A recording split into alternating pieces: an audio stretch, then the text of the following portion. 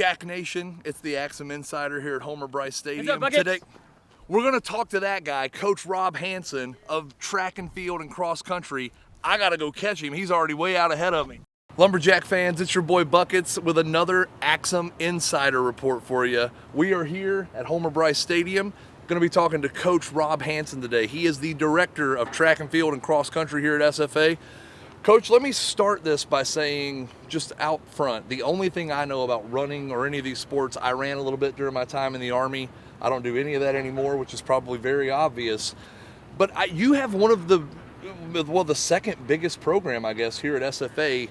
So my first question is managing 90-plus athletes. Like, what is that like? Like, just trying to get everybody to the right place and make sure, like, you got 90 kids to make sure they're getting into class and making the grades and that stuff along with the coaching part. Just talk to me a little bit about, like, how directing all that really goes.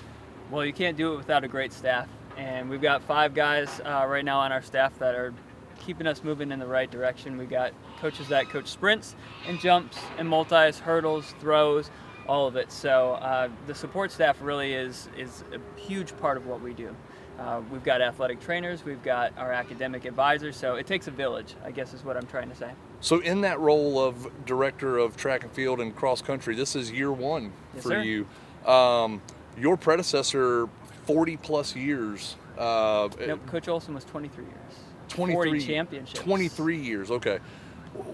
What is it like following somebody that's had a tenure that long and had success? And I mean, you guys were WAC champions last year. So is there a pressure that comes along with kind of jumping into those big shoes to fill, or? Absolutely. So we are accustomed to winning championships in this program. Lots of Southland now, like you said, winning the WAC last year.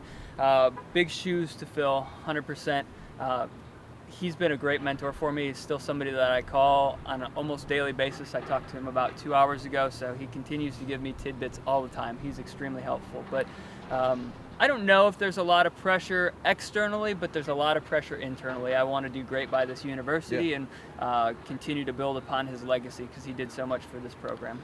So within track and field, correct me if I'm wrong, 18 events, is that right? That's right. So as a coach, now I think you focus more on distance runners and that thing. So within your staff, across those 18 events that you guys have, how many different events do your coaches coach among those 18 events? Sure, it's fairly evenly spread. So we have Coach Glass who coaches the throws, and depending if you're indoors or outdoors, there's 3 or 4 or 5 different events. Coach Noah coaches the multis, and he coaches some of the jumps, high jumps, so he's got 2 or 3 events. And then Coach Colton also coaches, all of the sprints and some of the jumps as well, and he's got about 10 different events. And then I got all the distance events from 800 meters all the way up to 10K. That's a lot to manage. That's a big program to manage. You're going to manage them down to Arkansas, or I guess over to Arkansas. It's kind of up. Yeah, a little up, I guess, yeah. Later this week, you guys are going to take 40 or so athletes, I think, 40, over to 45, compete. something like that. So just kind of preview that for me a little bit. What do you guys expect? Like, I guess it's the first event of the season, or at least of this semester. What are you guys looking forward to? Like, what do you think is going to be the end goal of that event for you guys? For sure. So the Arkansas Invitational is a big meet. They host it traditionally every single year. It's going to be a little bit bigger this year because Arkansas is hosting the indoor SEC championship. So we're going to get exposure right away to some top-line programs. Texas A&M is going to be there.